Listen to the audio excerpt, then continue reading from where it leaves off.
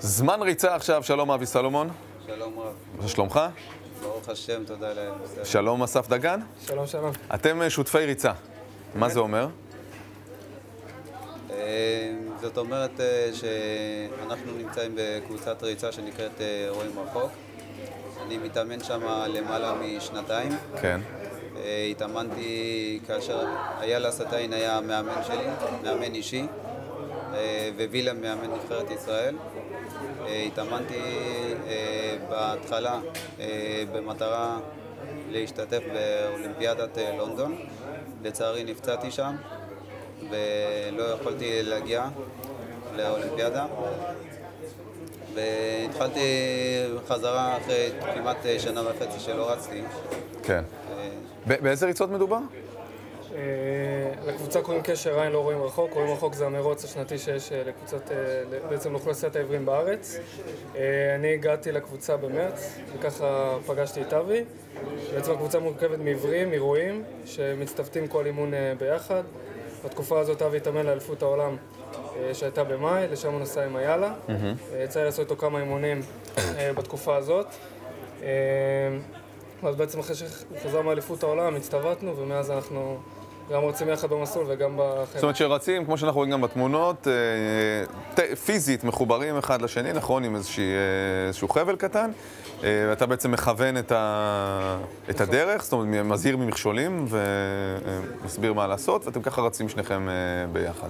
כן, זה גם על ידי דיבור, גם על ידי משחש לחבל והוא מרגיש, וגם לפעמים אם משהו מפתיע אותנו, שאנחנו צריכים להישאר קרובים, אני תופס לו את היד וממש רצים יד ביד. אבי, ספר לנו קצת על ההרגשה הזאת, איך זה לרוץ כשאתה יודע שאסף מחובר אליך ואתה צריך בעצם לסמוך רק על שיקול הדעת שלו או על ההזהרות שלו? אני סומך על אסף, כמו שאומרים, בעיניים עצומות, תרתי משמע. אני יודע שהוא בעצם הגורם שאני יכול לסמוך עליו, כי אנחנו כבר רצים תקופה של כמעט חצי שנה ביחד. אני באופי שלי, אני בן אדם שנלחם ואוהב להתמודד עם כל מיני אתגרים, בין היתר כל הנושא של הריצה. זה אתגר שאני מאוד אוהב לעשות אותו, ואני סומך על אנשים, ואני בן אדם שאוהב לסמוך ולתת ביטחון לאחרים גם. אתם רצים 1,500 ביחד, נכון? זה המקצה התחרותי שלנו מתאמנים, ויש לנו ריצות מאוד מגוונות. רצנו יחד עד 15 קילומטר, וגם האימונים הקצרים הם הפוגות של 200-400 מטר, ועושים את זה שוב ושוב. כשבעצם מבחינה תחרותית, על איזה זמנים אתם מדברים? אם אנחנו מדברים על האולימפיאדה בריו, אז הקריטריון הוא 4.25, וזו השאיפה שלי בעצם. 4.25?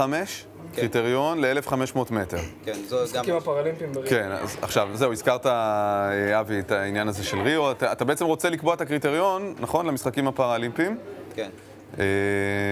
כמה רחוק אתה עכשיו? כמה רחוקים אתם? זה נחשב ביחד או שזה נחשב... אבי, איך זה עובד? יש את הזמן שכל אחד מאיתנו יכול לעשות לבד. כן. ויש את הזמן שאנחנו צריכים לעשות ביחד, שזה אומר קשורים אחד לשני, עם העזרה בידיים, עם הדיבור, עם כל הדברים האלה. אז עוד פעם, הקריטריון זה 4.25? הקריטריון לאליפות אירופה הוא 4.50, זה גם צריך להגיד, כי זה יעד חשוב שאנחנו רוצים להשיג בדרך. כמה אתם עושים ביחד עכשיו? עכשיו אנחנו עושים משהו כמו 5 דקות. שוב, זה לקילומטר וחצי, צריך להזכיר, זה מאוד מהיר, כן? לבד, אני עכשיו עושה 4.40, וגם אבי באזור ה-4.55, שהכי טוב שלו גם זה 4.40.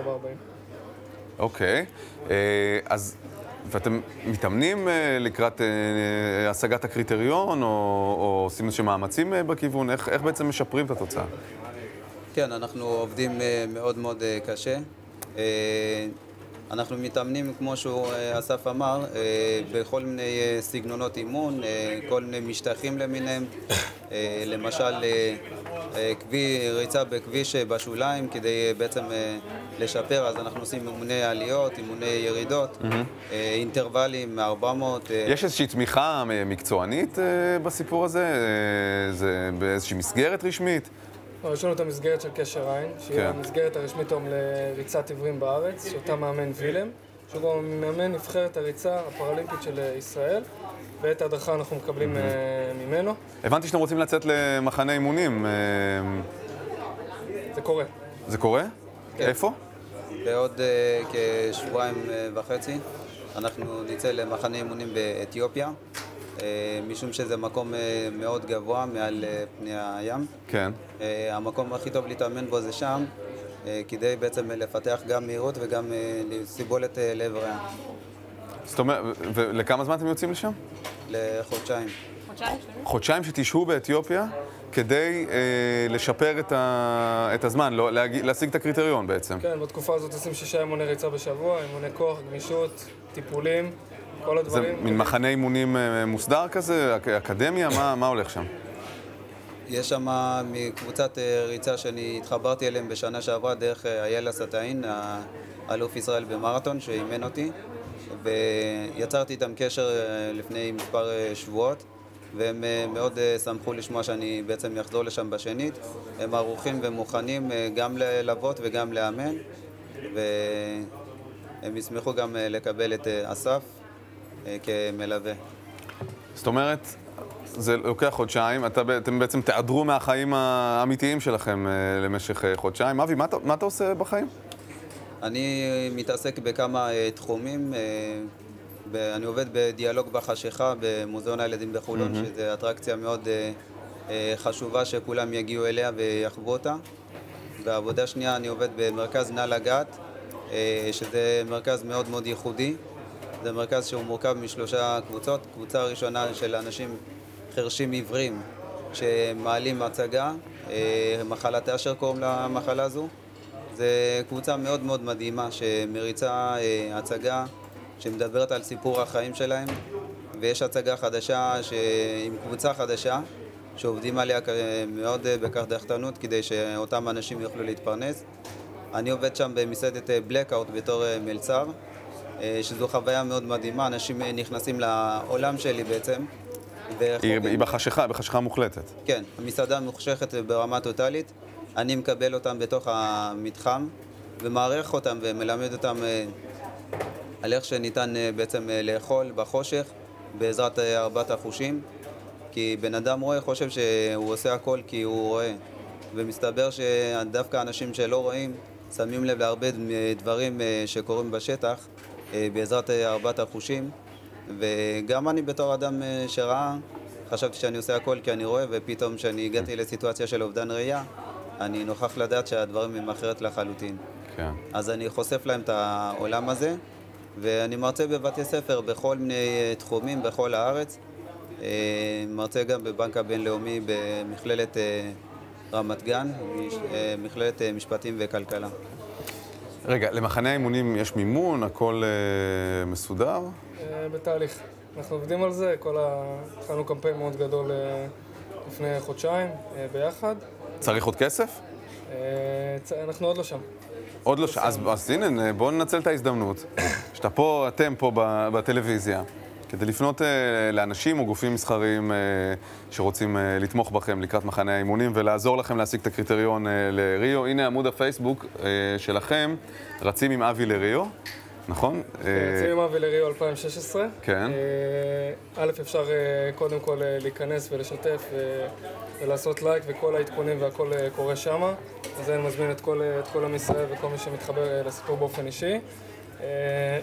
סליחה. במקביל פתחנו חשבון בנק יהודי בעצם לפני שבועיים לטובת הדבר הזה. אפשר להעביר תרומות? כן, הפרטים הם מופיעים בדף פייסבוק. ומשבוע הבא בעצם התהליך הגדול כדי להשלים מעבר למחנה האימונים, הרי כל התחרויות בחו"ל, האימונים בארץ, את ההוצאה הכוללת, אנחנו פותחים פרויקט הדסטארט. אוקיי. זה עולה שבוע הבא. מה תיתנו לתורמים? אפשר שבוע הבא להיכנס ולראות. תמורות שוות ומחברות איתה ברמה האישית, גם במקומות עבודה שאבי דיבר עליהם, גם לעולם הספורט ובכלל לעולם העברים. מעניין מאוד. שיהיה המון בהצלחה, אבי סולומון ואסף דגן, תודה רבה. תודה. כנסו. מספר מילות תודה. בבקשה. אני רוצה פשוט להודות לכל אלו שתמכו בי בשנה שעברה. אם זה איילה סטאין, אם זה עידית סעד וכל המשפחה שלה. נתנו מעל ומעבר, וגם בשנה זו ממשיכים לתמוך. קבוצת אנדיור וקבוצת קשר עין רצי בית שמש, בעצם כל היסוד, ההתחלה שלי להריצה, החלה מהם בעצם, הם תומכים בי לכל אורך השנים, במשך כמעט 7-8 שנים, וכמובן למשפחה שלי, לאחים, האחיות ולאשתי היקרה. אני נשוי בפלוס 5 ילדים. שעכשיו אתה נעלם לה לחודשיים. אז עכשיו אני נעלם לה לחודשיים ומטיל עליה משימה לא קלה. יפה. אבל יש את חיל, אני מאמין שהיא תעמוד בזה בעזרת השם. שיהיה המון בהצלחה. תודה רבה.